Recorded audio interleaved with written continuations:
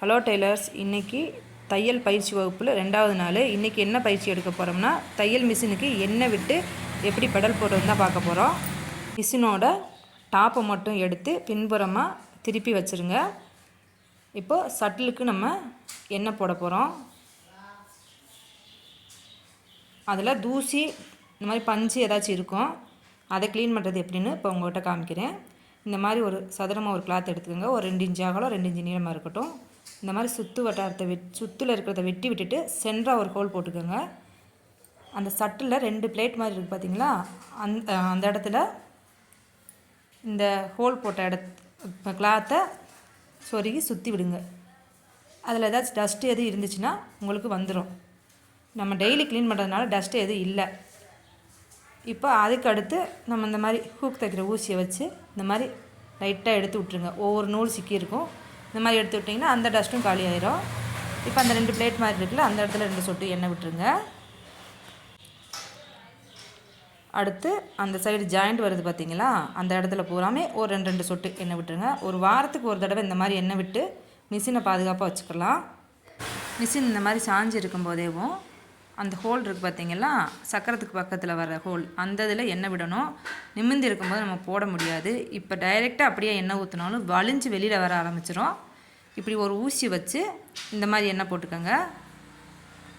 அவ்வளோதான் ஃப்ரெண்ட்ஸ், உள் பகுதி எண்ணெய் போட்டு முடிச்சாச்சு. இன்னும் மேலே டாப்பில் போட ஆரம்பிச்சிடலாம். இந்த பாருங்கள், அது ஒரு இடத்துல பள்ளமாக வரும் பாருங்கள், அந்த இடத்துல ஒரு ஹோல் இருக்கும். உங்களுக்கு ஆயில்னு அதிலே போட்டிருப்பாங்க பாருங்கள். இல்லாத மிஷினுக்கு நீங்கள் அந்த இடத்துல போட்டுக்கோங்க. மேலே டாப்பில் 3 ஹோல் இருக்கும், அதுலேயும் போட்டுக்கோங்க. அது ஏதாச்சும் டஸ்ட்டு எதுவும் அடைச்சிருந்துச்சுன்னா உள்ளே இந்த மாதிரி ஊசியை வச்சு குத்தி விட்டுருங்க. சக்கரத்து பக்கத்தில் அந்த ஹோல், அடுத்து சக்கரத்து பக்கத்தில் இருக்கிற சக்கரத்துலேயே இருக்கும் பாருங்கள், அது பக்கத்தில் ஒரு ஹோல் இருக்கும், அதுலேயும் எண்ணெய் விட்டுருங்க. அடுத்தது பார்த்திங்கன்னா கெய்டு இருக்குல்ல, கெய்டு பக்கத்தில் ஒரு ஹோல் இருக்கும், அதில் வந்து டைரெக்டாக எண்ணெய் போட வேணாம். ஏன்னா கீழே இறங்காமல் மேலேயே நிற்கும். அப்போ துணிகளில் எண்ணெய் பட வாய்ப்பு இருக்குது. அதனால் நீங்கள் அந்த ஊசி வச்சு ஒரு 2 சொட்டு விடுங்க, அது டைரெக்டாக கீழே இறங்கிடும்.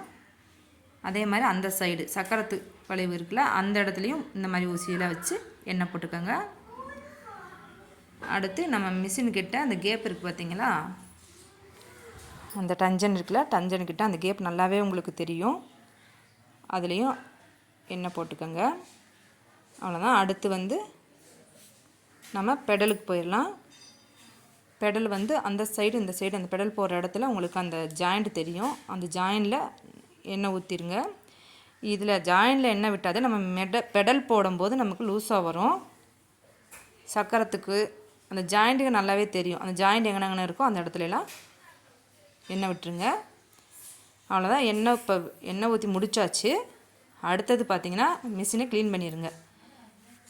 ஒரு துணியை எடுத்து நல்லா காட்டன் கிளாத்தாக இருக்கட்டும், நல்லா இந்த மாதிரி அழுத்தி தேய்ச்சி எடுத்துருங்க. அந்த சைடு அந்த எங்கெங்கே துடைக்கிறேன்னு பாருங்கள், நல்லா துடைச்சி எடுத்துருங்க.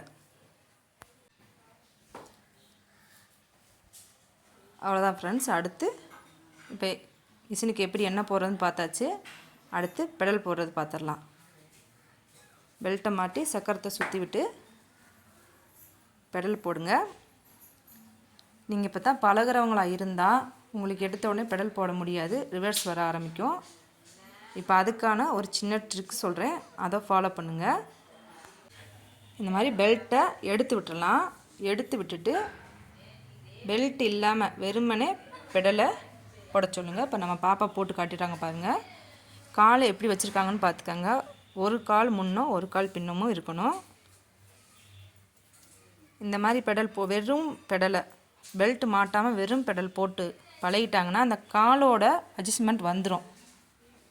அதனால தான் இப்போ இந்த மாதிரி வெறுமனே இந்த மாதிரி மிதிக்க விடுறது. நீங்கள் இப்போ தான் ட்ரைனிங் எடுக்கிறீங்க அப்படின்னா உங்களுக்கு ரொம்பவே யூஸ் ஆகும். இதை ட்ரை பண்ணி பாருங்கள். அவ்வளோதான். ஒரு 10 நிமிஷம் இப்படியே பெடல் போட விடுங்க. அவ்வளோதாங்க. அடுத்து பாப்பாவை பாருங்கள், பெல்ட் மாட்டி உங்களுக்கு பெடல் போட்டு காமிப்பாங்க. அவ்வளோதான், பெடல் போட ஆரம்பிச்சிட்டாங்க, பெல்ட் மாட்டிட்டாங்க.